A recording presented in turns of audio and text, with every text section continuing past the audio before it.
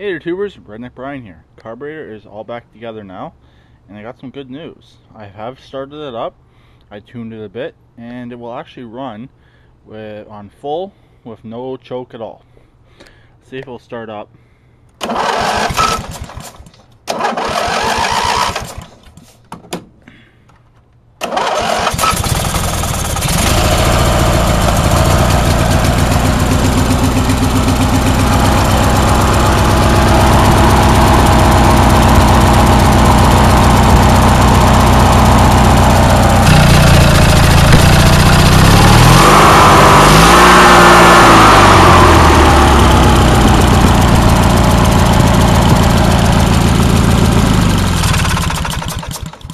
There you go. As you can see, it still needs a little bit of a tune-up. But I'm going to go take it for a test run right now. And hopefully it doesn't stall because that battery is kind of low. So I might end up bringing my jumper pack with me, just in case it does stall. But it's running a lot better than it did. The fuel pump kit was a little bit tricky, but I was able to get it. I replaced everything in the fuel pump, all the gaskets, diaphragms, everything. And I do got the gasket for here now, so I'm going to put that on when I put the airbox back on. I'm probably going to do that right before I go take it for a run, and that's pretty much it. Also, the kit came with a new mixture screw right here, so I replaced it, that guy right there. That's just the one that still needs to be adjusted a bit. Other than that, first time when I started it, I flooded it. So I had to pull the plugs out, dry them off, and just after that it fired right up. So let's actually put the airbox in right now. So I'll grab out the gasket. I do have unused gaskets. This one here, this one that goes between the two pieces of the carburetor, I actually couldn't use it. I cannot get the float bowl pin out of this, so I just didn't bother putting it in. That gasket was still alright. I think that's the one that was replaced last time this was in the shop, this engine, when it was on its old tractor. So that guy goes on there like so.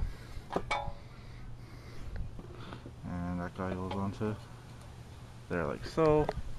So remember, there they are. What I did with the screws. Should close that choke. Last thing I want is have to take this carburetor back off.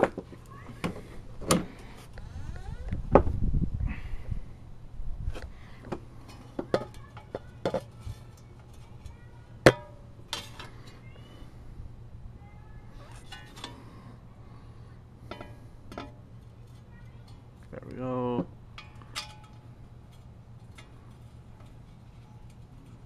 Then I just gotta put the vacuum line, or the PCV valve line in there.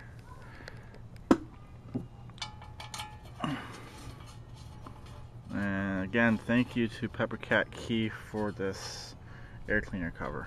As you know, obviously, it's nice to have one. So keep the water out of the engine where the water don't belong. So since this is done, but like I said, I gotta take it for a run. I still gotta figure out for the oil. I forgot to look. I was at Canadian Tire earlier today. I should have looked to see if I could find an elbow for that, but I could not find. I didn't even think of it. So gotta see if I can get an elbow on the bottom of that oil filter, so I don't have to cut the frame, or just try to do a precise hole as I can, which is easier said than done. So tighten these down and put the ratchet on it. This is a little wee tighten. There's actually a piece inside of the carburetor, inside of this piece right here. It's the drain plug for the float bowl. There's actually a piece inside of there that had to be cleaned out as well. That might have been the issue all along. I never cleaned that out when I cleaned the carburetor before. I didn't know how to get it out. So I pulled up my Allen set and it came out. So yeah, that's all cleaned out now. I'm still not going to run a fuel filter, so if this happens again, I obviously will put one in, but hopefully this doesn't happen again. So